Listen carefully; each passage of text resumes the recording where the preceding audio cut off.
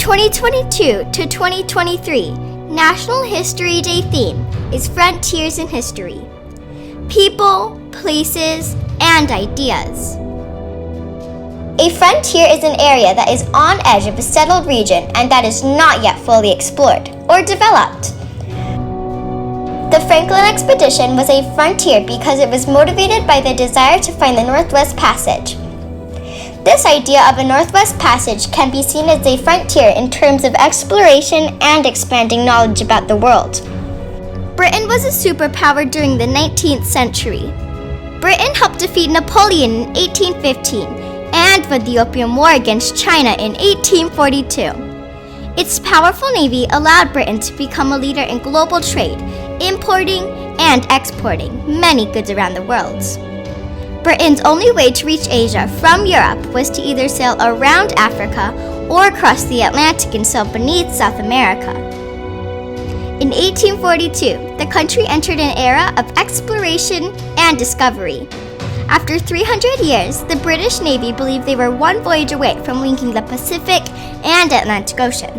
Like the moon landing of our time, finding the Northwest Passage became an international obsession.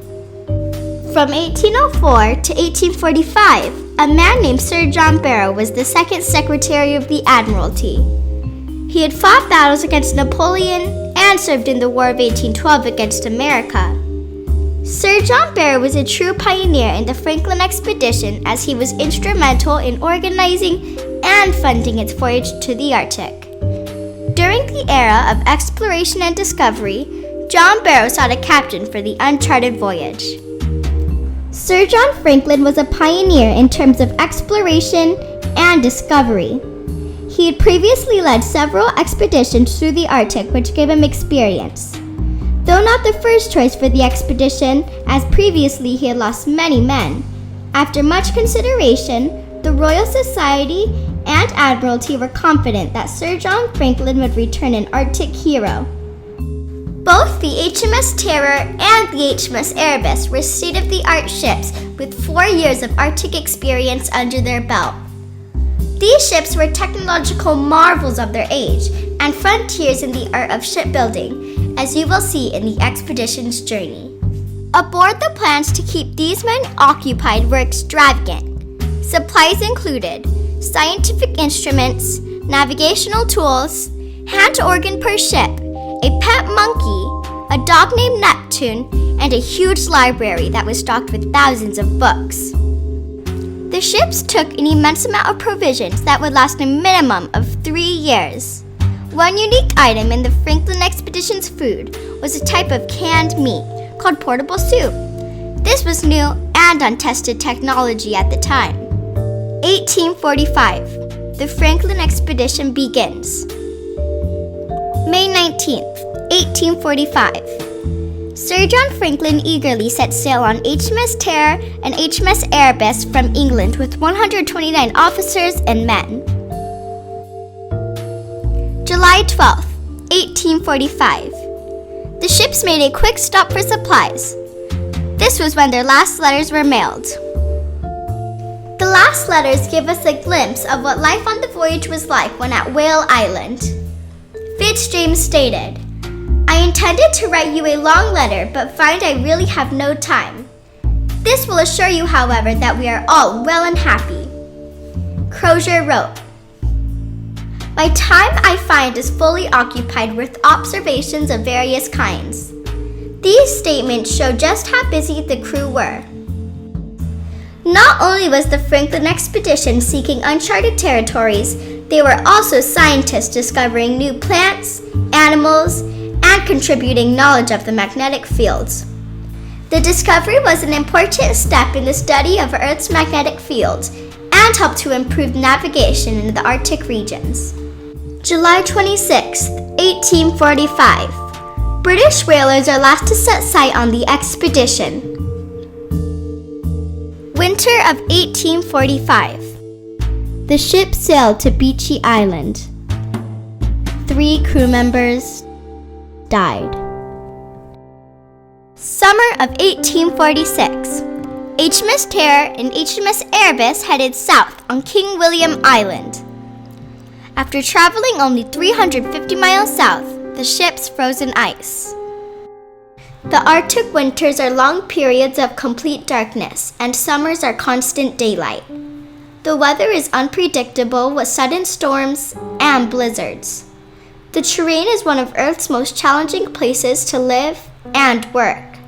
Knowing this, the Franklin expedition would have sailed closer to the shoreline and would have expected to freeze during certain periods. Winter of 1846. HMS Terror and HMS Erebus remained frozen. The HMS Erebus and HMS Terror were designed for polar exploration and had numerous resources available to help the ships through the Arctic ice. Some of the resources were: 1. The ships were reinforced with iron plating and heavy timbers to help protect them from the crushing pressure of the ice. 2. The ships were equipped with steam engines which could be used to power propellers to help them move through the ice. 3. The ships had large sails that could be used to take advantage of favorable winds to help them move through the ice. 4. The ships carried large ice anchors that could be used to hold them in place in the ice. 5. The crew had a variety of saws, chisels, and axes that could be used to cut through the ice to create a path for the ships. 6. The crew had sledges or small sleds that could be used to transport supplies over the ice when the ships were unable to move. May 28, 1847. Lieutenant Gore and 2 other officers left a note in a cairn. Sir John Franklin says all is well with the location of the ships. June 11, 1847. Sir John Franklin died. April 25, 1848. Captain Crozier and Captain Fitzjames updated the cairn note. Information provided on the note recovered was as followed. HMS Terror and HMS Erebus were deserted on the 22nd of April after having been beset since 12 September 1846. Up till this point, the total loss was 24 men. The remaining 105 men would head towards Blackfish River settlement. No one outside of King William Island had the faintest idea of what had happened to the Franklin expedition when it didn't show up in Bering Strait by 1846. Lady Jane Franklin launched a relentless campaign to force the Admiralty to act. Beginning in spring of 1848, a massive search and mission began combing the Arctic for clues. In 1850, American and British searchers found the 3 graves buried on Beechey Island, the first tangible clue of the Franklin's route. It was not for another 143 years that Beatty would perform autopsies. After completing the autopsies, trace elements analysis of bones and hair indicated that the crewmen would have suffered severe mental and physical problems caused by lead poisoning.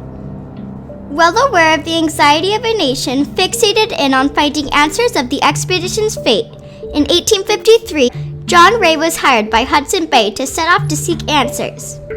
Using the untraditional ways of seeking answers from Inuits, Ray was able to discover the fate of the Franklin expedition.